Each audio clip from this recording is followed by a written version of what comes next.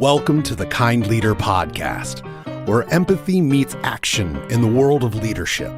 Your host, Gino Degregori, engages with innovators and seasoned professionals from diverse sectors, all demonstrating the power of leading with kindness.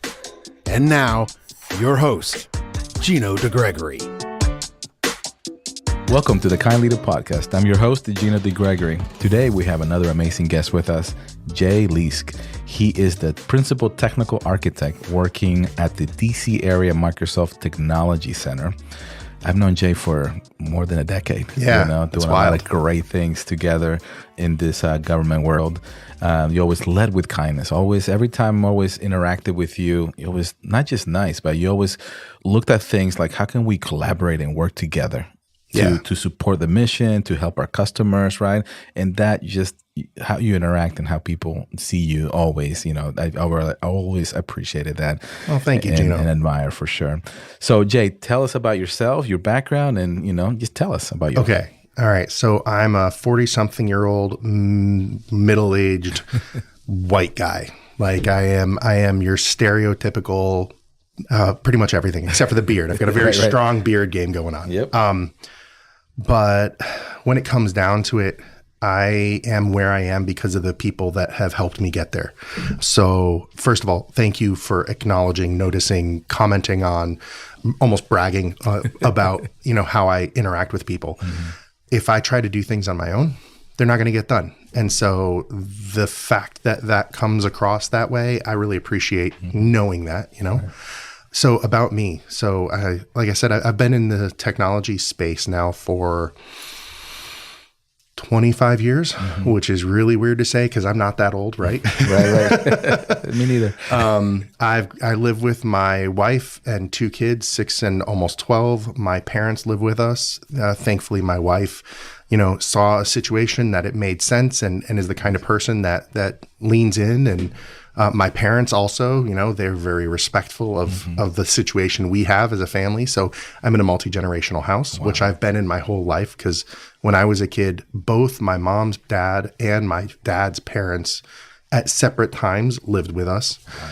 And in the space, in my life, I've seen we are stronger together when we work together. Right. And so that's how I try to live. But sorry, here I am rambling.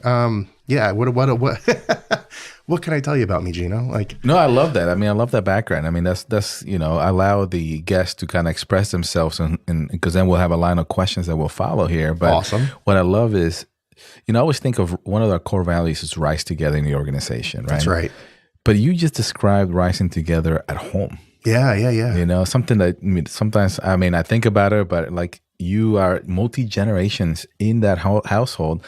Different backgrounds, different perspective, right? I love that. It's like, because when you all go tivacation or you're all together, it's like, sometimes everybody wants to do different things, right? Yeah, right. Yeah. So how do you rise together? I'm curious, before we ask the other question, how do you rise together in your own home? Very carefully.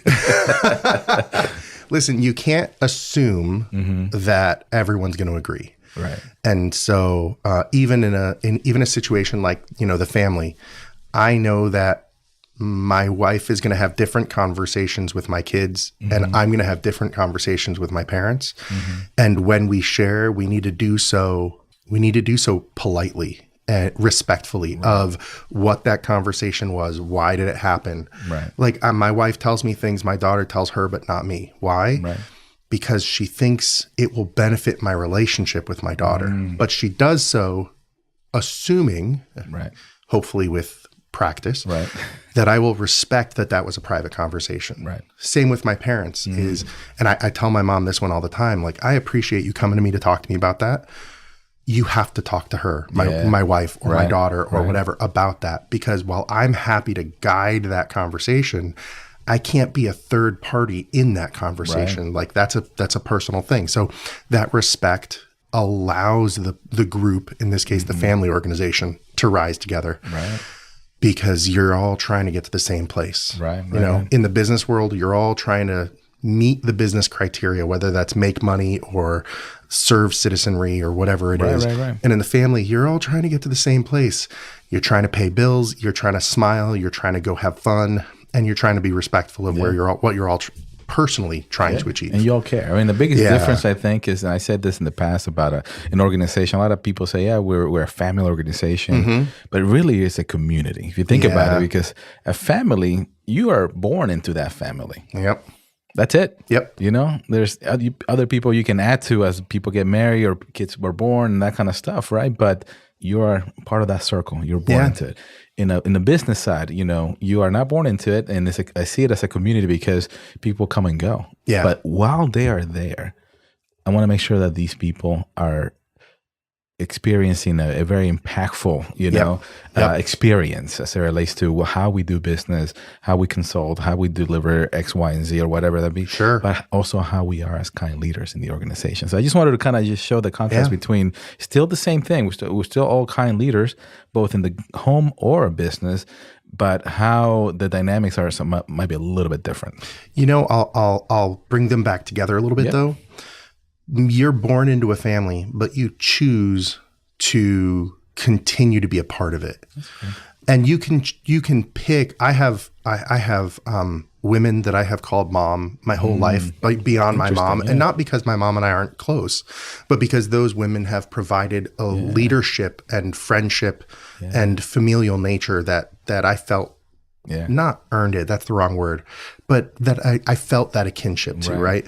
And you know. There are family members I'm disconnected from, and there are family members I'm very close to.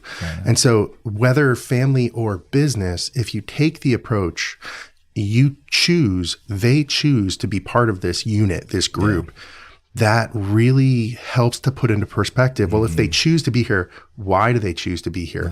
And if I respect why they choose to be here, then our relationship will be better because we see that they can always walk away, right? And you don't want that. You want to achieve together. Therefore, you go into it with that philosophy. Gotcha. Wow. Yeah, that definitely gave me a different perspective because you're right. Yeah, we're born into it, but we choose to stay, right? Yeah. And I'll leave it at that for now. That's cool. I think we can keep talking about that, but I really want to, come back to the first question that I always ask, not the second or third, whatever question. Yes. What does kind leader mean to you? Okay, so there are two primary things that a kind leader needs to live by. One, empathy. We just talked about a little bit. Giving the person that you are trying to lead or work with at any level the respect of understanding why they're there, what they're trying to achieve, what difficulties and challenges they may have, giving them that respect and true empathy helps them want to work with you.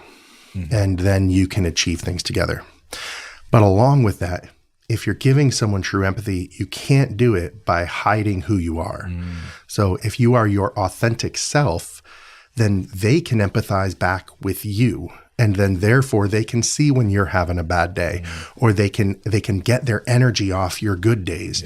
And so that reciprocal authentic self and empathy really, to me, helps people to figure out how to work together. Beautiful. I like that because it's not just about being nice or having the empathetic, right? It's also making sure that the authentic self is very important. You can't check the box. You can't pretend. Right. People can feel that energy, right? So having that and that authentic self really allows it is building that trust because the other person is like, he or she is being honest with me. Yep. Why can't I be? Right. Yeah, absolutely. You mentioned, I'm going to reference the 15 minutes of conversation we had before, but you mentioned, you start some of your leadership meetings with a meditation. Yeah. Like it gives you that opportunity to feel from the other person, how are they doing? And, if you are vulnerable in that moment, you can really learn a lot about the people you're trying to work with.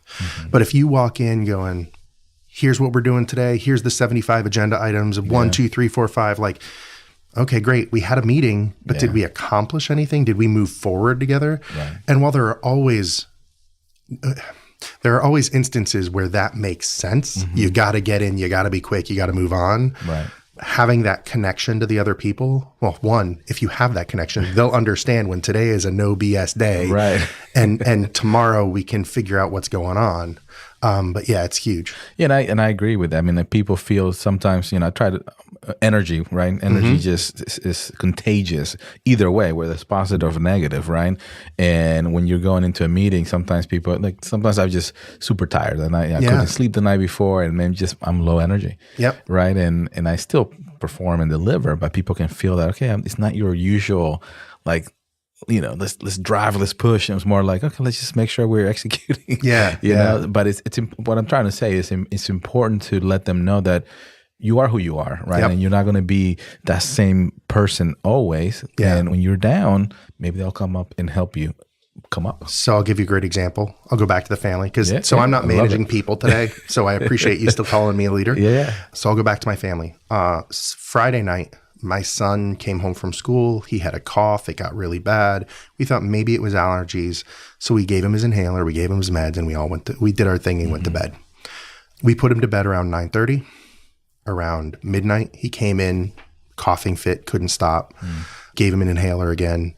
Around 2:30, coughing fit. Convinced him to take 2/3 of the liquid cough medicine. He hates the flavor. Oh, man. So, and at 6, it's really hard to get them to do something they don't like, right? So got him to take like 2/3 of the cough medicine, woke up at 6 a.m. coughing again. So around 10 a.m., we're finally all up and running, and my daughter triggers me, and I raise my voice and I say, this is what's happening, and I walk out of the room. And about 20 minutes later, I go back in after I've had a chance to cool down, and I said, hey, let me tell you about last night. Yeah. This is the terrible night we had. This is how I'm feeling. This is where my energy is. If mommy or daddy, if we come off aggressive or raise our voices, please understand this is where we're coming from. Right. And I will promise to you that if I do that, A, I'll try to take a breath. B, if you point out, hey, you're getting kind of aggressive with me, I'll take a breath. I'll let you tell me that I need to. Right. And I will hear you. And if I need to step out for a minute, I will. But that authentic self and that empathy led me to realize, I could be the dad that's all disciplinarian, Right. but I could tell her what was going on. And I tell you, man, it totally changed the dynamics of the rest of the day. It was awesome. That's beautiful. Thank you for sharing. That's an amazing It's hard. story. It's super hard. I know. Because I've been in situations like that. I got 3 kids, 18, 16, and 11. Yeah. And my 11-year-old still wants to play with me, right? And I've been in a situation where like, oh man, it's not a good day. But coming back and almost letting them, you're making the connection, essentially, right? It's not, yes, the daughter dad or the son dad, right? The kid and parent connection where they see you as everything, right? Yeah. And then all of a sudden, you getting yelled at and they're like, oh man, what did I do? Now it becomes more of their problem, right? And they're like, that could go a different direction, right? Yep. But what you did, it was amazing. You came back the next day and you were able to bring it back in a way that it wasn't about you. Yeah. Yeah. It's nothing that you did. And I've seen that modeled in my professional life as well, right? So at my last job, my VP, he got angry and said words. He didn't yell, but he felt like I was not the person I want to lead as. And he came back a couple hours later. He's like, hey, I just want to apologize because the behavior I was modeling is not a collaborative behavior. Yeah. It put so-and-so in a bad spot. Right. I'm really feeling that anger, but it's not how I should have reacted. Right. And it totally changes the dynamic when a leader comes into the room and admits they're not perfect, right? We all know they're not perfect. Right. But to actually hear them say I could have done this better, inspires you. That's huge. To really follow their lead. Yeah, we don't have all the answers, right? Yeah. And going back to what you said before you started talking about the story about your kid is you don't have any employees under you. But Right. you are a leader. And you are a kind leader. I mean, you're influencing in the way you're talking. You talk to partners all the time. Yep. Right? So you're leading them. That's fair. That's So fair. I just wanted to clarify because we're talking as the audience is listening. One of the biggest things is you don't have to lead people or have people under you to be a leader, and for that even a kind leader for that matter, right? So it's one of those things. So and like I said, I admire that and how you see things, and the way you describe describing family and business and bringing it together, that's something that, I don't think a lot of people, they're like, I have to be one way at home and then I got to be something else at work. Yeah. No, I can't do that. Like, I admire people who can turn that on and off. Yeah. But that ain't me. Right. It's harder. Yeah. I mean, it's harder to manage that, right? And I've fallen into that, like before. Like now, I'm really trying to be more and more So I grew up. I was born in Peru, right? My parents, my dad specifically, very disciplined. Like everything needs to be disciplined and blah blah blah, right? And I got my share of yells and and I still have that. I want to lead with kindness and empathy with my kids, but sometimes that the other side pops up. The heat boils, man. And I obviously I can't do that in the business world, right? I am who I am. What I'm trying to say is I did not used to be two different people, but I handle situations differently. But now I'm like, they're the same. And that, especially what you're saying, it even make it even more real. Yeah. Well, and too, like, if you think about it, the way you treat your kids is not only the way they're going to, or at least it's not only the model they're going to use in how they treat their kids, right? But then it's the model they are going to use in how they treat their friends and how they treat their associates, how they treat their teachers. Yeah. So it's look, it's not cake. Like, but there's no guide, there's no manual. Right. Like, hey, follow this. Don't tell my kids that. Right. I tell my kids every year, did you find the 6-year-old manual? No, I hope my daughter's not listening to this. Did you find the 11-year-old manual? No, Daddy, that doesn't exist. Oh, sure it does. Yeah. That's funny.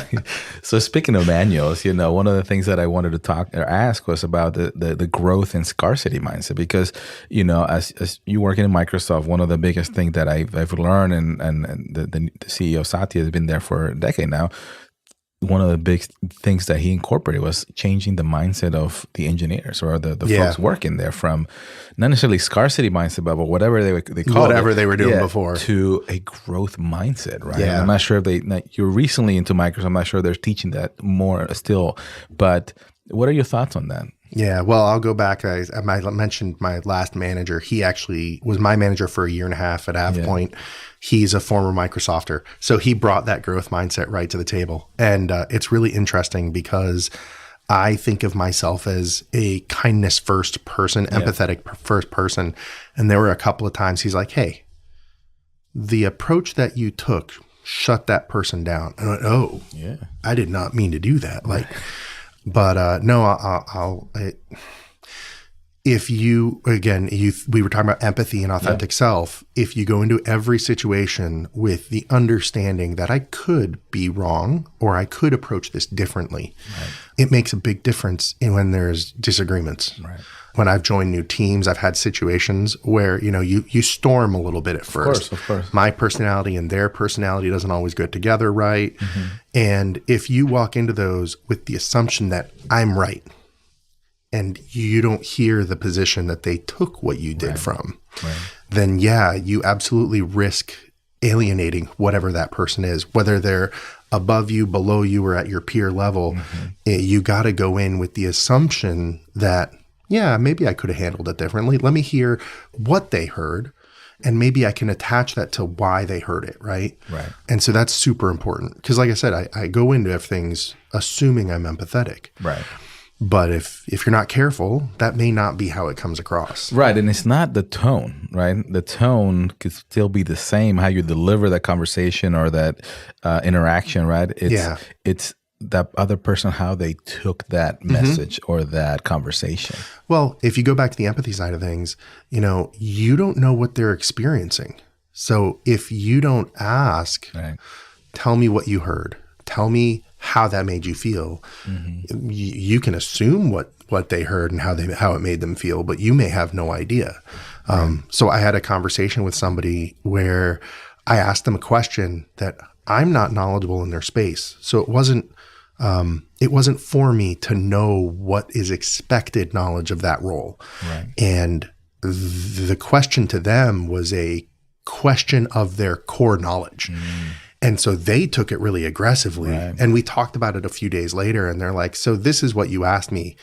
Like, that's baseline knowledge. And I went, I didn't know that. Right. I'm like, I've never been in your space. Right. And they're like, oh, wow. okay, so not only did I understand a little bit more about what they were experiencing, but they understood a little bit more about where I was coming from. Right. And that was huge. It's perspective. Yeah. Right? It really is. I read this in a book or something. I can't remember what it was, but the way we see this world is you don't see this world the same way I see it. Everybody has their unique world, right? And there's so much missed opportunity for people to make a better connection through communication, because I can assume, oh, this guy already knows, all the stuff, right? Right. Or I could dismiss it in a way that I don't need to go that direction, and I want to. But it's really perspective is what I'm trying to say. And in today's world, where so much of our communication is written, but we're not practiced at it. So like if you go back 100 years where communication was written, except when you were in your small group of people, right? Mm-hmm. You were practiced at letter writing. So you were practiced at saying things differently. Mm. What do we write now? Text messages, or what used to be tweets at 160 or 180 characters, right? So we try and say things in as few words as possible. But when we read stuff in as few words as possible, we miss all the connotation, all the surrounding information. And so if you forget that, like you're always going to misunderstand what's being said. Yeah. Because you also don't have the emotion behind it. Correct. Right? I mean, maybe you can in a book or something longer, you can describe the emotion behind that. What are you going to say? Yes. Compared to like, when you're reading a book or reading a story or something, right? Yeah. And going back 100 years, people wanted to make sure that people were feeling it, right? Or compared to what you just said is the X or Twitter, whatever. It's like, the people want to just short message, text, different emojis and stuff, or even memes, right? Or GIFs, right? That coming through. It's like, as an example, this is on the interpretation of a message that's short, right? Right. Something happened internally. One of our, there was an issue, right? And I said, let's not make this a mistake. So let's measure twice and cup once. Yep. But that's all I said. And that was misinterpreted in a way. Like, you know what I mean? I was like trying to be positive. Yeah. But it was taken in a way that it was, you're telling me I suck at what I do. Right. And that stinks. Like that just. And that's not what I meant at all whatsoever. But, it's the perspective on how people are going to see that short message. Yep. Right. And because the description that this person was telling somebody else is like, well, every time I get on the phone with Gino, it's like everything's great. But that particular the message that came through was very, very short, and it was like, okay, not received the same way, right? Yeah. And that, going back, all I have to say is like going back to what you were saying, the shorter the message, the harder it is to interpret the actual meaning behind what is being said. Yep. There's nothing else to add to that.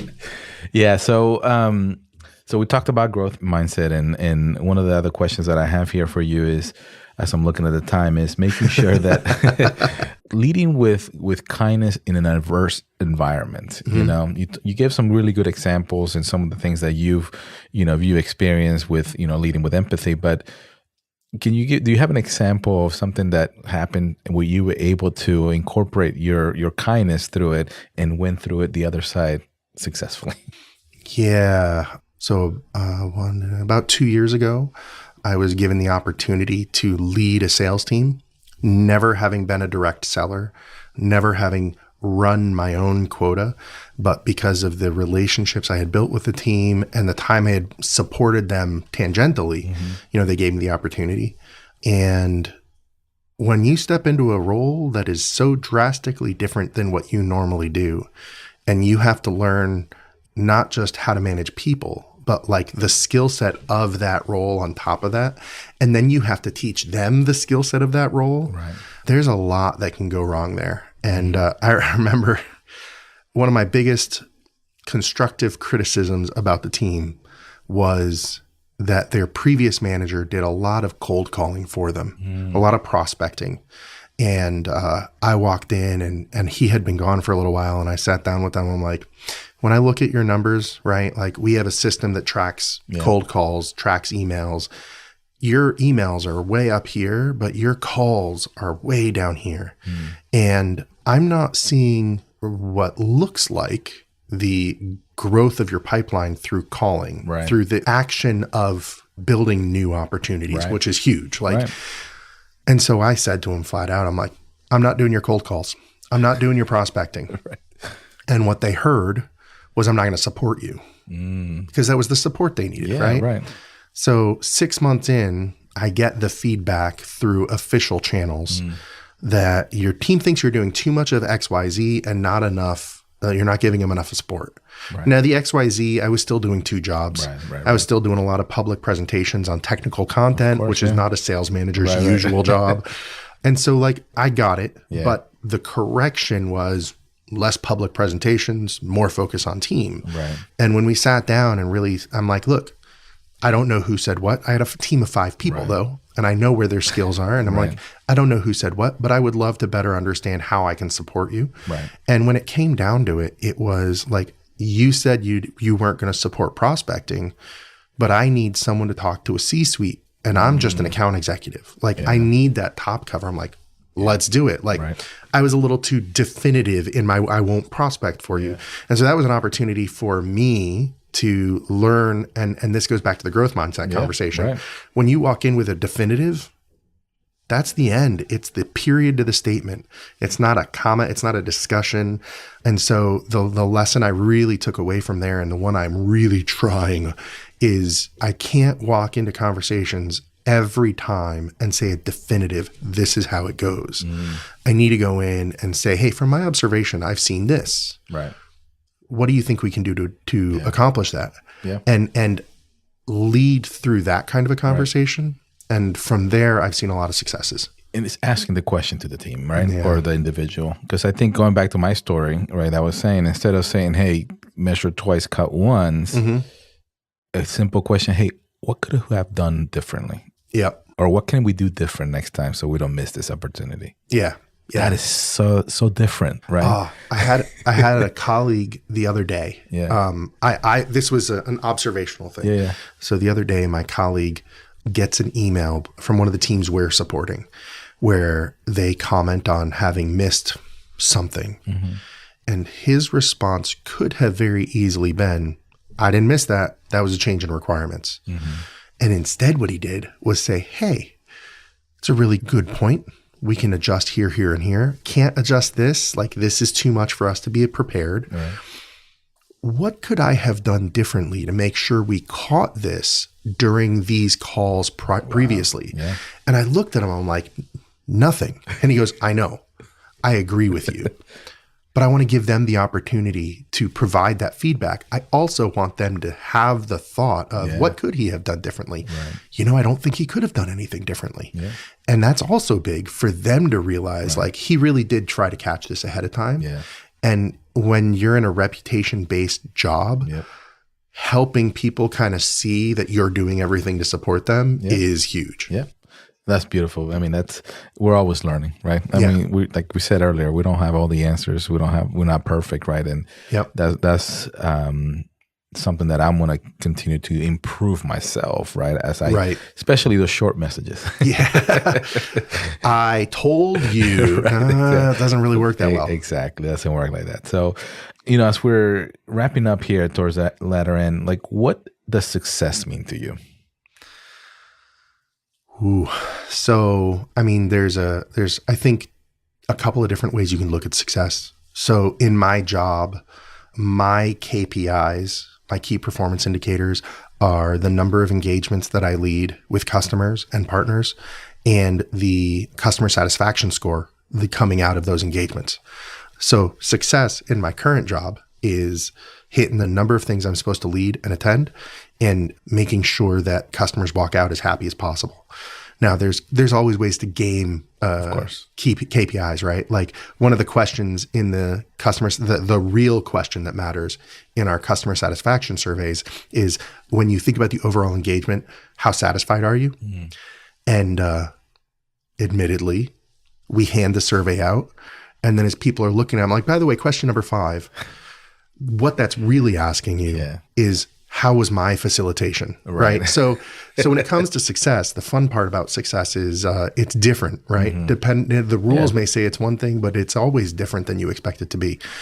Beyond that, though, for me, success, and I'm a real extrovert. Mm-hmm.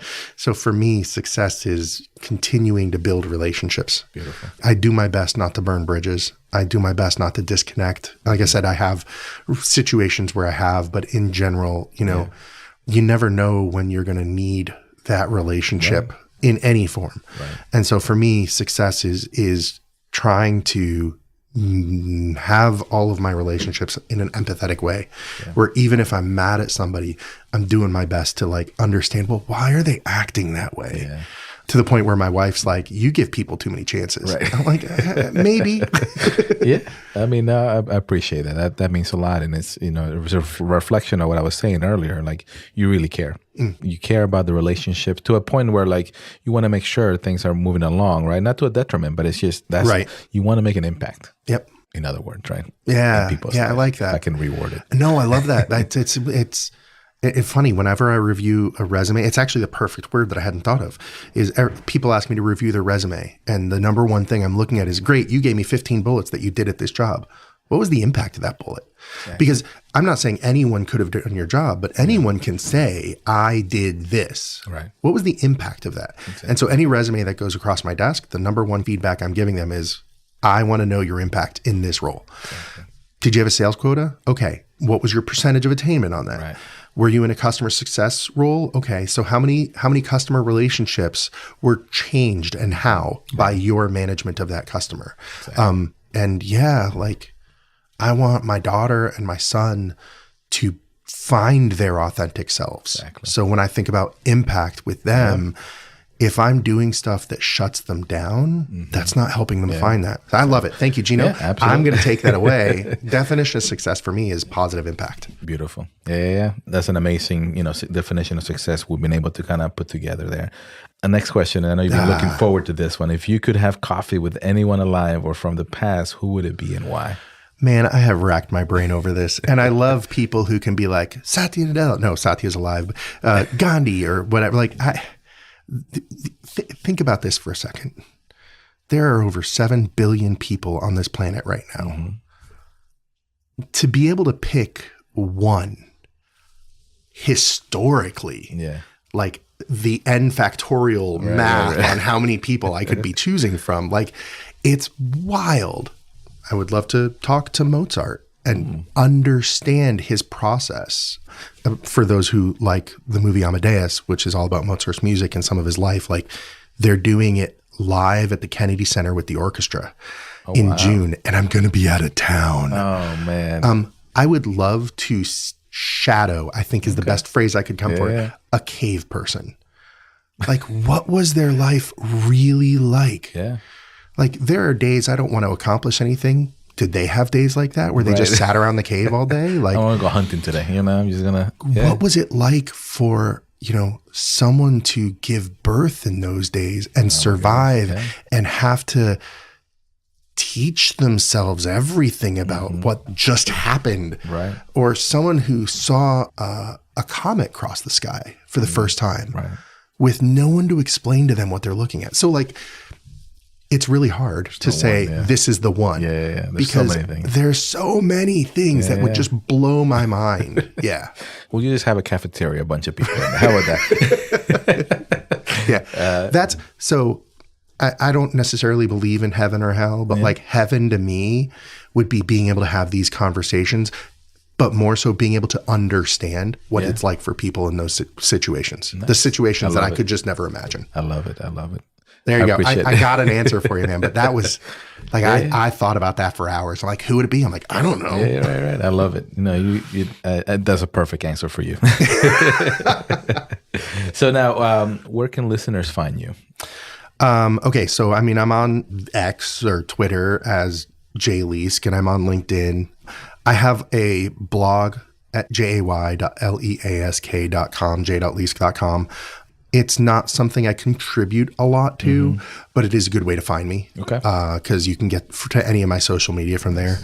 That's awesome. Probably the easiest thing to do is hit j.leask.com and contact me there. Perfect. We'll put it in the show notes in case people want to kind of follow up and learn a little bit more about you. Yeah, no, sure. I'm, as you can tell, I'm happy to connect. There you go. Any final thoughts for our audience? Oh God.